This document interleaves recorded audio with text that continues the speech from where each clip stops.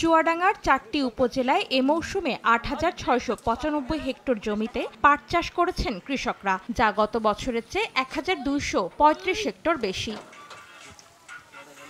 এবার আবহাওয়া অনুকূলে থাকায় পাট অনেক ভালো হয়েছে। নিয়মিত বৃষ্টি হওয়ায় জাগ দেয়া নিয়ে কোনো দুশ্চিন্তা নেই। ভালো দাম পাওয়ার আশাবাদী কৃষকরা।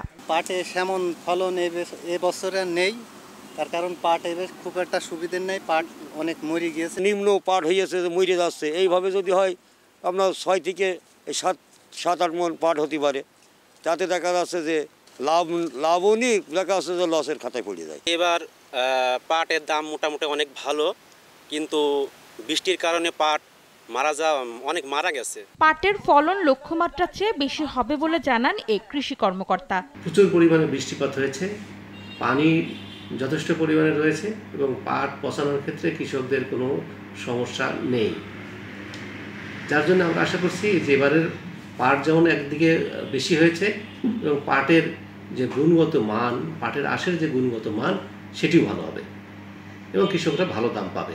চুয়াডাঙ্গায় এ মৌসুমে ২৩,০৪১ মেট্রিক টন পাট উৎপাদন হবে বলে জানিয়েছে কৃষি বিভাগ। সময় সংবাদ, চুয়াডাঙ্গা।